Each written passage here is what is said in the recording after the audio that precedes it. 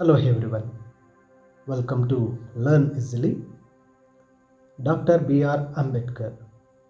The lesson written by Sri R. Venkataraman, former President of India. Sri R. Venkataraman, 8th President of India, he wrote the book of biography of Dr. B.R. Ambedkar. This lesson is the extracts from the book of biography of Ambedkar written by Sri R. Venkataraman. Doctor B R Ambedkar ಈ ಒಂದು ಪಾಠವನ್ನು ಭಾರತದ 8ನೆಯ ಒಬ್ಬ ರಾಷ್ಟ್ರಪತಿಯಾಗಿರ್ತಕ್ಕಂತಹ R ವೆಂಕಟರಾಮನ್ರವರು ಬರೆದಿರ್ತಕ್ಕಂತಹ ಒಂದು ಅಂಬೇಡ್ಕರ್ ಅವರ ಒಂದು ಜೀವನ ಚರಿತ್ರೆಯ ಪುಸ್ತಕದಿಂದ ಆಯ್ದ ಒಂದು ಭಾಗಗಳನ್ನು ಈ ಒಂದು ಪಾಠದಲ್ಲಿ ನಿಮಗೆ ನೀಡಲಾಗಿದೆ. ಡಾಕ್ಟರ್ ಬಿ ಆರ್ ಅಂಬೇಡ್ಕರ್ ಅವರ ಒಂದು ಬಾಲ್ಯದ ಜೀವನ ಹಾಗೂ ಅವರು ಭಾರತಕ್ಕಾಗಿ ಅವರ ಕೊಡುಗೆಗಳು ಏನು ಅಂತಕ್ಕಂಥದ್ದು ಈ ಒಂದು ಪಾಠದಲ್ಲಿ ನೀವು ಓದಬಹುದಾಗಿದೆ. ಈ ಒಂದು ಪಾಠದಲ್ಲಿ ನಿಮಗೆ ಅಂಬೇಡ್ಕರ್ ಅವರ ಒಂದು ಸಾಧನೆ ಮತ್ತು ಕೊಡುಗೆಗಳ ಬಗ್ಗೆ ನೀಡಲಾಗಿದೆ. Now let us begin the lesson. One trait which marked Baba Saheb during his student days and in fact throughout his life was that he was a voracious reader. He had an insatiable thirst for books. He bought books by curtailing his daily needs. In New York, he is said to have purchased about 2,000 old books, and it is recorded that at the time of the second round table conference in London, he bought so many books that they had to be sent to India in 32 boxes. One of the traits which marked Baba Saheb Ambedkar is student days and in fact throughout his life that he was a voracious reader. Baba Saheb Ambedkar ಅವರ ಒಂದು ಬಾಲ್ಯ ಜೀವನದಲ್ಲಿ ಮತ್ತು ಅವರ ಜೀವನ ಪರ್ಯಂತವಾಗಿ ಒಂದು ವಿಷಯವನ್ನು ನಾವು ಗಮನಿಸ್ಬೋದು. ಅದೇನಪ್ಪ ಅಂದರೆ ಅವರೊಬ್ಬ ವೆರಾಷಿಯಸ್ ರೀಡರ್, ಅದ್ಭುತವಾದಂಥ ಓದುಗಾರರು. Voracious, one who are eager for the knowledge, ಜ್ಞಾನವನ್ನು ಸಂಪಾದಿಸಬೇಕು ಅಂತ ಬಹಳ ಆತುರಿತಾ ಇದ್ದರು. He has an insatiable thirst for books. ಅವರಿಗೆ ಬುಕ್ಸ್ನ ಮೇಲೆ ಒಂದು ರೀತಿ ತೀರಲಾರದಂಥ ಒಂದು ದಾಹ ಇತ್ತು. He bought books by curtailing his daily needs. ಅವರು ತಮ್ಮ ದಿನನಿತ್ಯದ ಒಂದು ಖರ್ಚುಗಳನ್ನು ಕಡಿಮೆ ಮಾಡಿ ಆ ಒಂದು ದುಡ್ಡಲ್ಲಿ ಬುಕ್ಸನ್ನು ಕೊಂಡ್ಕೊಳ್ತಾ ಇದ್ದರು. In New York he said to be have purchased about 2,000 old books. ಅವರು ನ್ಯೂಯಾರ್ಕ್ನಲ್ಲಿದ್ದಾಗ ಓದಲಿಕ್ಕಾಗಿ ಸುಮಾರು 2,000ದಷ್ಟು ಓಲ್ಡ್ ಬುಕ್ಸನ್ನು ಪರ್ಚೇಸ್ ಮಾಡಿದರು. And it is recorded that at the time of second round table conference in London he bought so many books that they had to be sent to India in 32 boxes.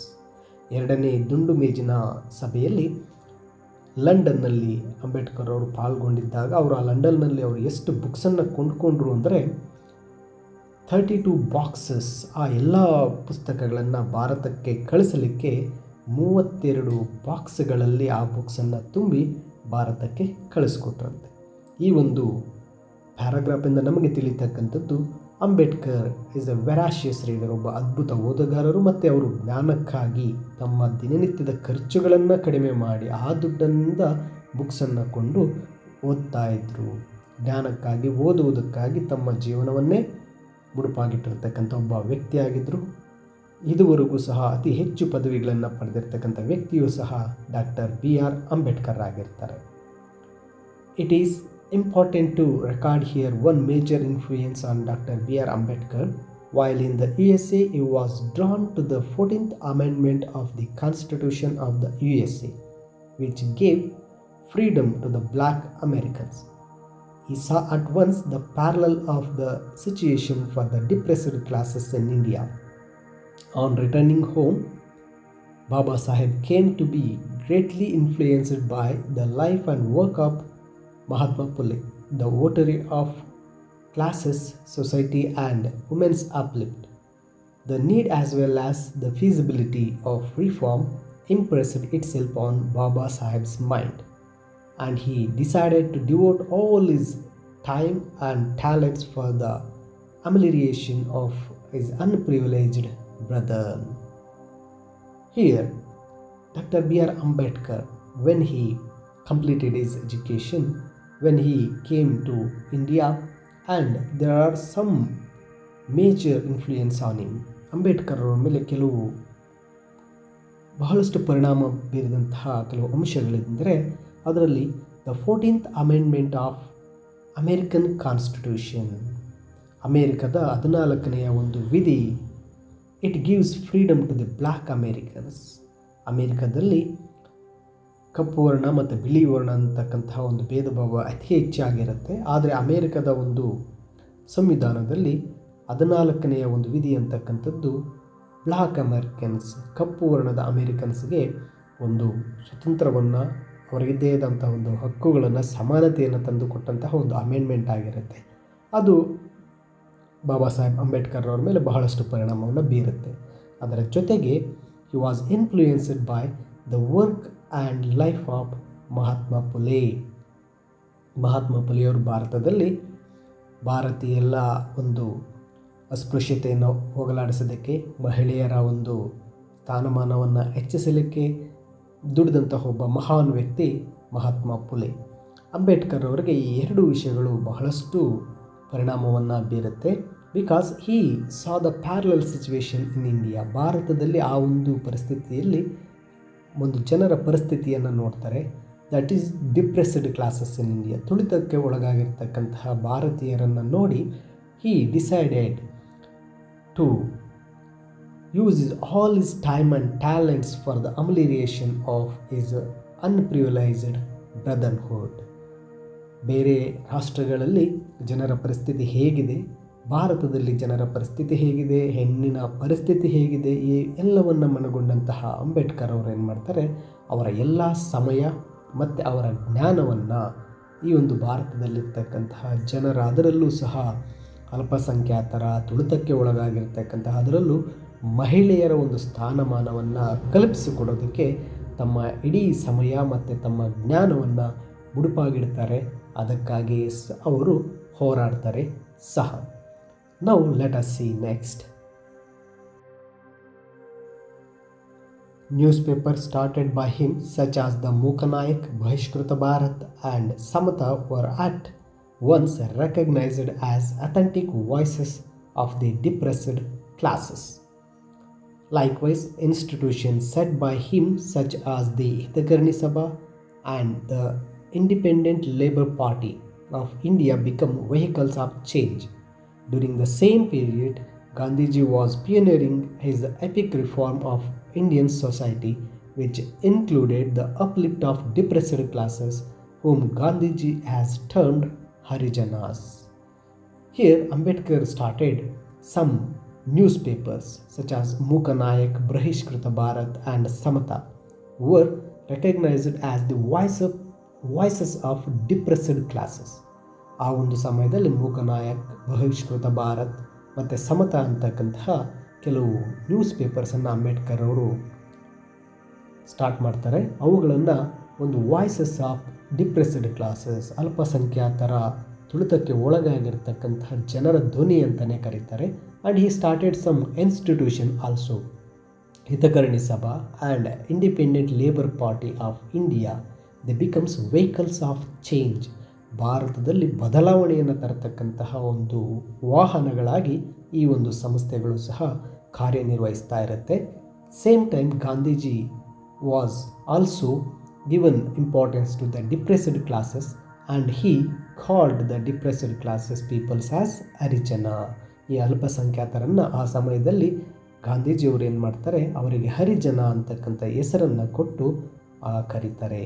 ಇಲ್ಲಿ ಆ ಅಂಬೇಡ್ಕರ್ ಅವರು ಭಾರತದಲ್ಲಿ ಒಂದು ಬದಲಾವಣೆ, ಒಂದು ಕ್ರಾಂತಿಯನ್ನು ತರಲಿಕ್ಕೆ ಆ ಒಂದು ನ್ಯೂಸ್ ಪೇಪರ್ಸ್ ಆಗಿರ್ಬೋದು, ಅವರ ಕಟ್ಟಿದಂತಹ ಸಂಸ್ಥೆಗಳಾಗಿರಬಹುದು, ಆ ಒಂದು ಸಮಯದಲ್ಲಿ ಬಹಳಷ್ಟು ಭಾರತದಲ್ಲಿ ಬದಲಾವಣೆಯ ಒಂದು ವಾಹನಗಳಾಗಿ, ವೆಹಿಕಲ್ಸ್ ಆಗಿ ಅವು ಕೆಲಸ ಮಾಡ್ತಾ ಇರುತ್ತೆ. ಈ ರೀತಿಯಾಗಿ ಭಾರತದಲ್ಲಿದ್ದಂತಹ ಒಂದು ಅಂಬೇಡ್ಕರ್ ಅವರಿಗೆ as the chairman of the drafting committee, Dr. B.R. Ambedkar anticipated every conceivable requirement of the new polity, drawing from the examples and experiences of other nations and the distinctive needs of our own society, he raised brick by brick the magnificent edifice which now stands as the fundamental rights in the Constitution of India.